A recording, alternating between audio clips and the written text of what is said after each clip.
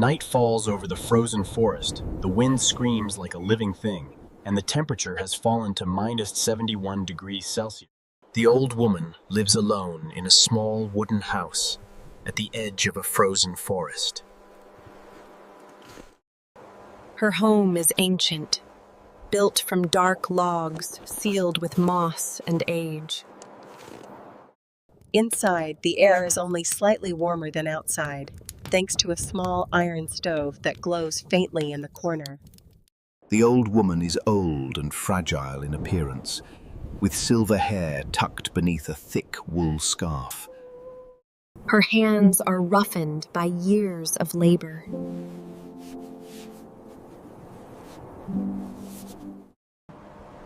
But her spirit is far stronger than her body looks.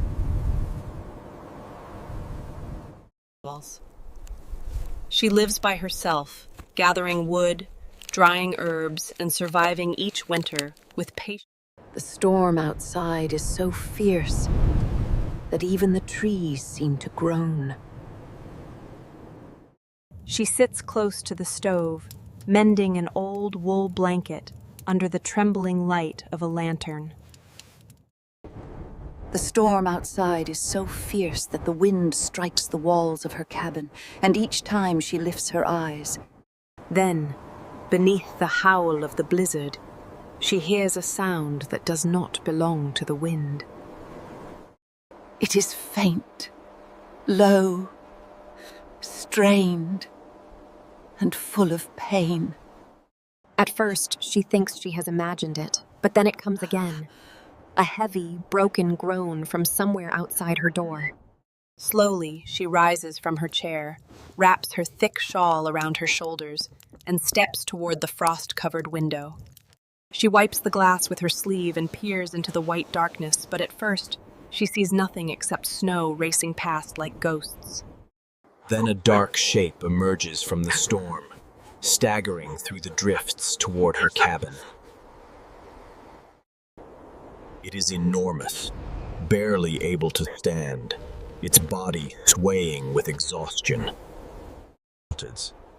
When it comes closer, she sees that it is a bear, a huge wild bear with fur crusted in ice, and its breath comes in ragged bursts, and each step looks like agony.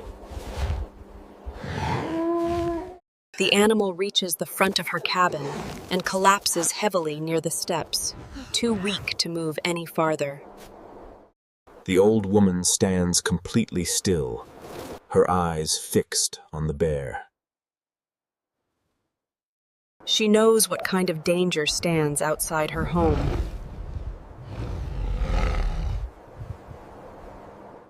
A healthy bear could kill her in seconds.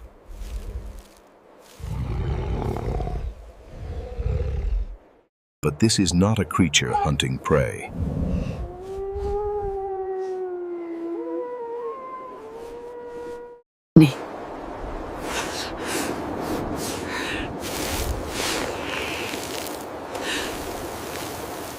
She opens the door a crack, and the wind explodes into the room in a blast of snow and ice. The bear does not lift its head.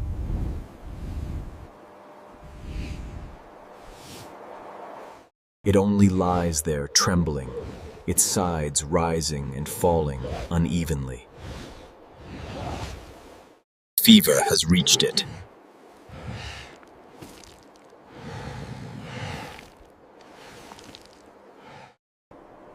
She understands at once that if she leaves it outside, it will be dead before morning. Fear and mercy struggle inside her for only a moment, and then mercy wins. She fetches a thick rope, an old wooden sled she uses for hauling firewood, and every scrap of courage she has left. The cold bit into her face so sharply that tears formed in her eyes as soon as she stepped outside. She moved carefully toward the bear, speaking to it in a low, calm voice.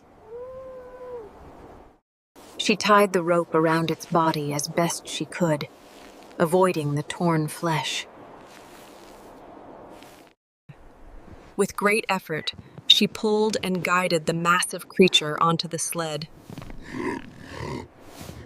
Every movement was torture for both of them.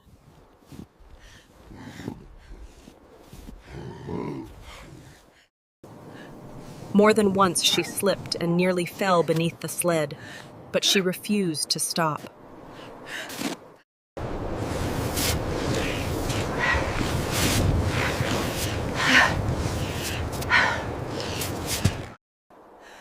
She shut the door quickly against the storm and leaned against it, gasping for breath. The room felt suddenly tiny, with such a large beast lying across the wooden floor. But the warmth from the stove immediately began to soften the ice on its fur.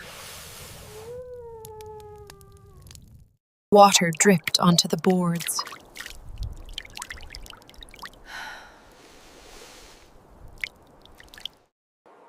The old woman knelt at a distance first, watching carefully to see if the bear would lash out. But it only lay there shivering violently, too weak even to lift its head. She heated water in a kettle and brought old linen cloths to clean the wound. The bear twitched and let out a deep, pain-filled rumble, but did not attack. She needed fresh winter herbs from the forest. Rare, healing plants. Going out into a storm at -71 71 degrees Celsius was nearly a death sentence for a woman of her age, especially at night. But she knew there was no choice.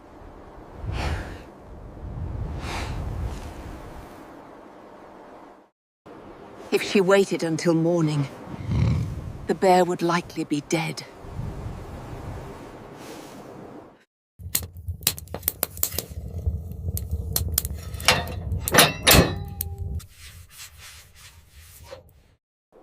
She wrapped the bear's body in old blankets and laid furs around it to hold in heat.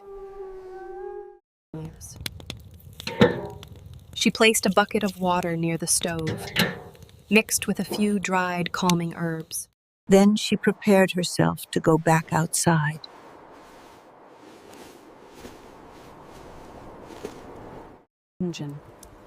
She layered wool over wool, tied a scarf across her face, pulled on heavy gloves, took a...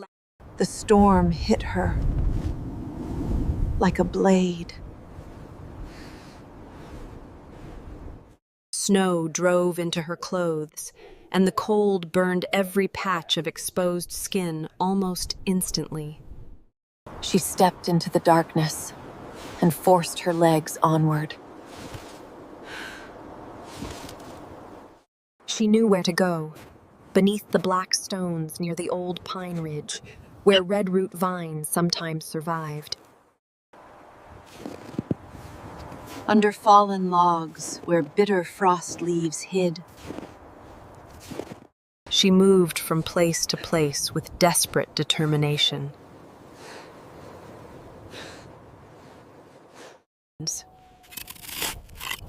Scraping snow away with her glove, digging into ice with a small iron knife. She found the redroot vine first, its dark tendrils curled beneath a shelf of ice. Then the bitter leaves, stiff with frost but still potent. At last she found the silver moss glowing faintly under moonlight, where the wind had stripped the snow from a stone. By the time she finished, her fingers were numb, her face was raw, and her body shook from the cold. The walk back to the cabin was worse.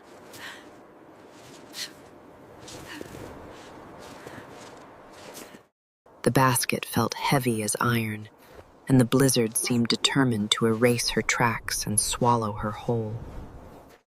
More than once she thought she might fall and never rise again, but the image of the dying bear on her cabin floor kept her moving. When she finally stumbled back inside, she slammed the door shut behind her and nearly collapsed beside it, trembling violently. For several long moments, she could do nothing but breathe and let feeling return to her limbs.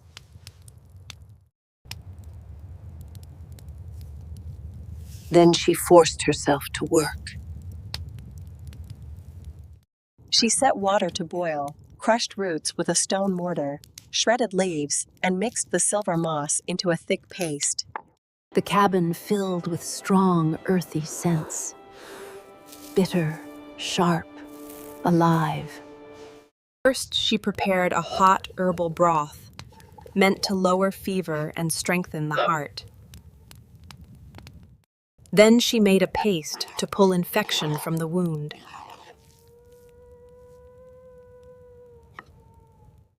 Kneeling beside the bear, she checked its breathing. It was shallower now, and for one terrible moment she thought she had returned too late. But when she placed a hand near its muzzle, she felt a thread of warm breath. Carefully, she opened the bear's mouth, enough to pour small amounts of the herbal liquid between its teeth. Much of it spilled at first, but some went down.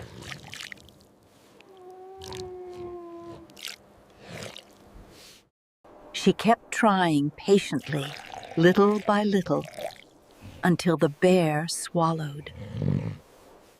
She spread the healing paste over the torn flesh of the shoulder. The animal jerked with pain, and its eyes opened suddenly, wild and glassy in the lantern light. For a heartbeat, she thought it might strike her, but instead it looked at her with confusion and exhaustion, then let its head sink back down. She bound the wound loosely with clean strips of cloth, though she knew the bandage would never hold for long on such a body. All through the night, she stayed awake beside the stove.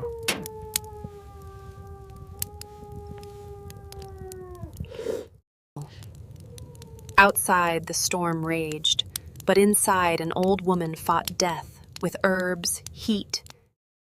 Toward midnight, the fever worsened before it broke. The bear began to breathe hard and fast, shifting restlessly, trapped between pain and delirium. At times it growled deep in its throat, as if dreaming of whatever had wounded it. At other times it whimpered almost like a lost child, a sound so strangely sorrowful that it tightened the old woman's chest. She spoke to it softly throughout the hours, telling it to stay, to breathe, to rest. More than once she thought of how foolish this all would seem to anyone else. An old woman. But the thought passed quickly.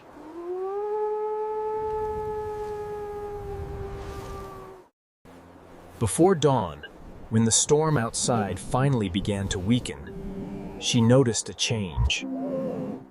The bear's breathing had slowed.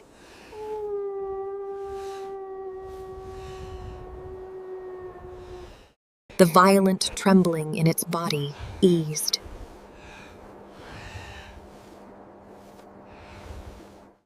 When she touched the side of its neck, the fever was still there, but not as fierce as before.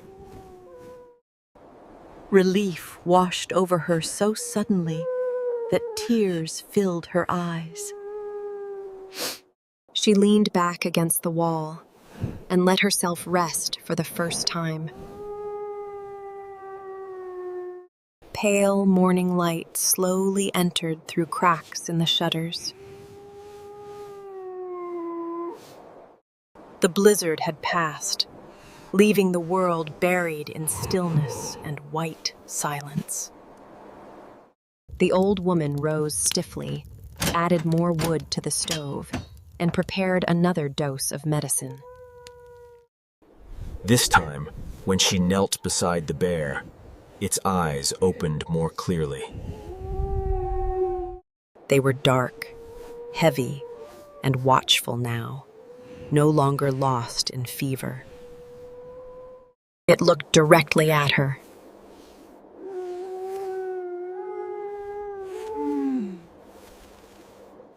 There was still pain in that gaze, and the untamed power of the wild remained there too. But something else had entered it, Tay. Something like recognition. The woman did not move suddenly.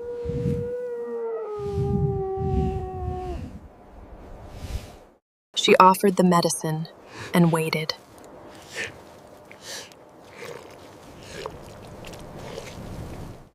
After a long pause, the bear allowed her to help it drink again.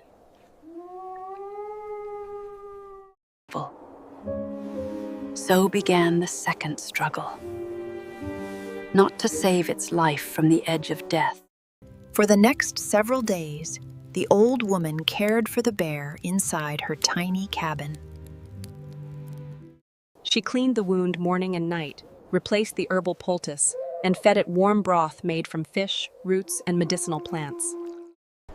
The bear could not stand at first, but its breathing grew steadier, and little by little its strength returned. It never tried to attack her.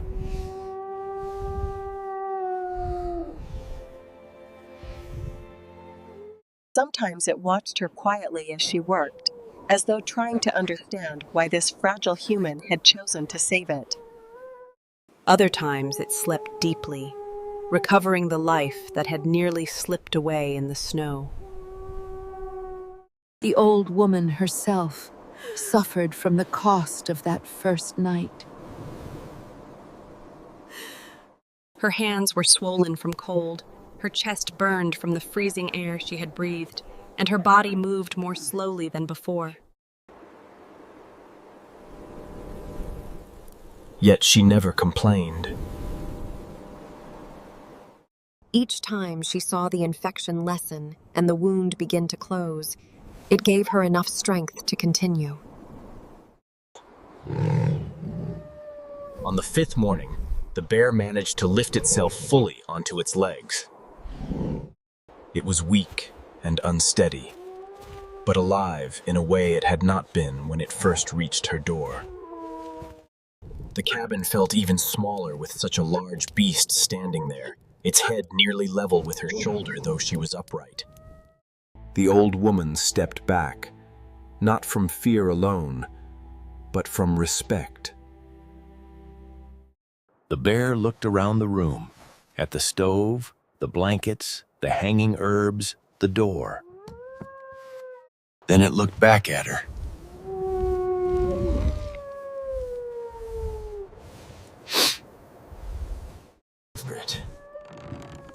In the silence of that moment, there were no words, no taming, no ownership, only the... She understood then that it would not stay much longer.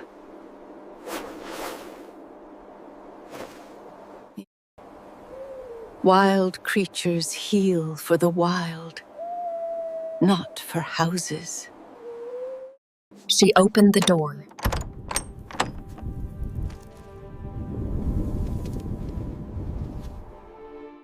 Bright, cold light flooded in across the floor, and the air from outside was sharp enough to sting.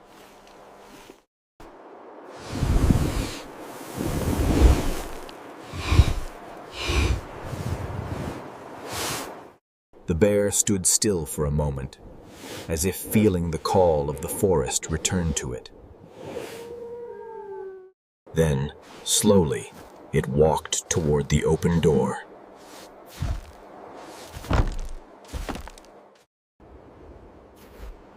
At the threshold it paused and turned its great head back toward the old woman. She stood by the stove, one hand resting on the table for support, watching with tired eyes. Neither moved, neither needed to.